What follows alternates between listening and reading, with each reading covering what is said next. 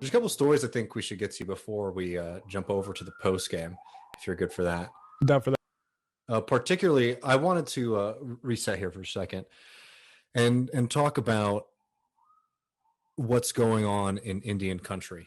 In particular, what has just happened. And this is, as we were talking about at the beginning of the show, this is not unique to this one story. This is something that is going on across the country, which is just the complete and utter failure of the United States government to provide for its citizens in this coronavirus crisis, but also really devastating how much the United States government has failed Native peoples during this crisis. So in New Mexico, a hospital that was run by the federal government, run by the Indian Health Service, has cut back services drastically, meaning for many Pueblo Indians, they have to drive hours on hours to get just basic care, let alone the kind of care that they need to deal with COVID. And that's at a time when positive rates for COVID are almost double in Indian country what they are in the rest of the United States. And look, this is 100% a result of the Trump administration and what it has done, and its failures and looking out for people as human beings. But these are structural crises that have been developing for a really long time. And what Matt's putting up right now is something that is incredibly devastating about this story, which is not only are we facing this loss of just life in general, which is devastating, but there has been a severing of connection between younger people and the elderly. And in the Native community, that is quite devastating when you realize that so many of members of the elder community are some of the few fluent speakers of their languages, some of the few people who are able to maintain, traditions, and also historical record, and people who have just the basic kind of human knowledge, let alone the actual just human connection of people in your family and your community and not wanting them to die. This has become a serious this is a medical crisis and economic crisis that is also now becoming a cultural crisis. And just to mention really quick about what's happening in New Mexico, this is the result of underfunding and bad management for years upon years, long before the coronavirus hit.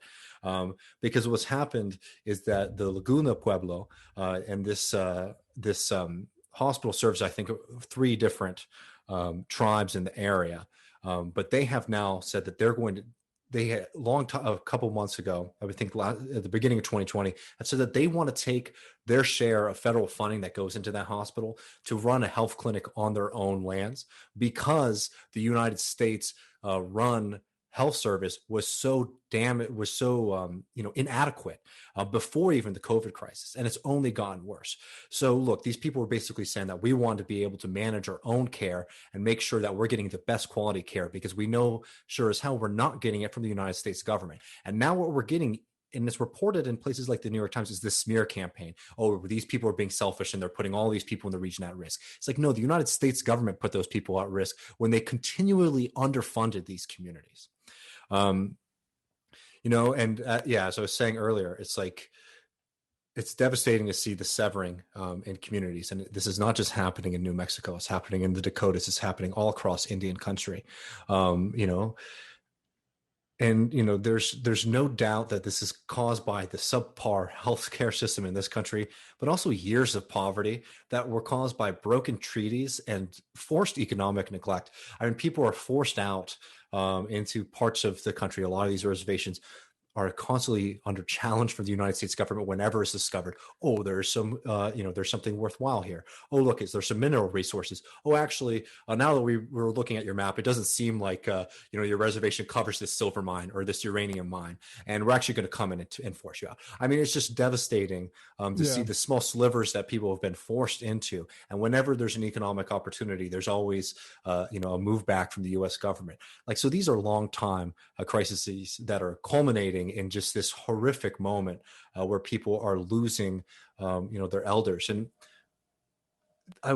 those elders saw, it's not just like the Black Hills 120 years ago. A lot of those elders, of the Lakota, for instance, would have been there when, say, Kennedy came in his one visit to the Dakotas in the 60s to announce we're going to, flood a lot of your lands. I mean, he wasn't talking to the Native Americans. We're going to flood, we're going to install hydro projects that are going to flood Native lands. And basically every place we put up a dam on the Missouri River. That, I mean, obviously, that that political information is interesting for us from a selfish reason. And I don't want to stress that all of the knowledge that is being lost is like this horrible, there's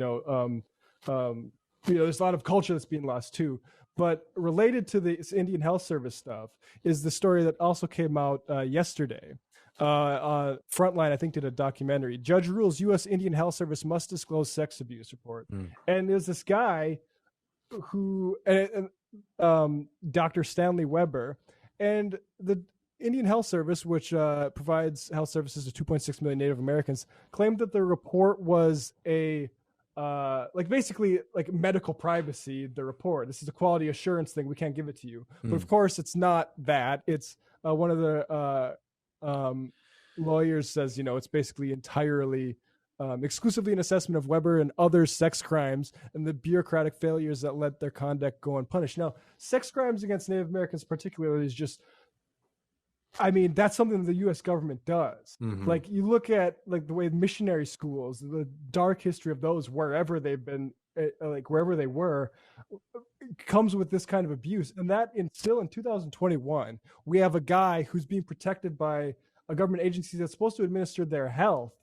And he's everyone knows Jim Jordan is an asshole, right? But what the fuck's going on at the Indian Health Services? No doubt. Disgusting. And I just wanted to piggyback off of that too, and mention that this is from that New York Times piece that we put up a second ago, just like the real humanity of people in the tribal nations, and what they've been doing. Navajo women started a campaign to deliver meals and sanitizer to high desert trailers, remote homes without running water where elders have been left stranded. They post cardboard signs in their windows, green for okay, red for help. In Montana, volunteers led by grocery store workers, put together turkey dinners and hygiene packets to deliver to Blackfeet elders. And also, in Standing Rock, the Standing Rock Sioux, because of the failures of this government, had to create their own contact tracing teams after the North Dakota and South Dakota governments failed to track the virus. It's just a constant fight, again, to get this kind of basic health care.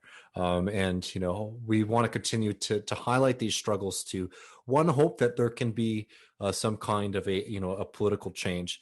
I know there's already, the Biden administration has already said that they are going to investigate the closing of the hospital in New Mexico. And we just need to continue shining light on these issues because they're happening all across the country. They're not limited to health. But the United States has a deep moral obligation to make sure that they are at least fulfilling their treaty obligations. And I would argue to exceed those for the historical wrongs that have been done there. Absolutely.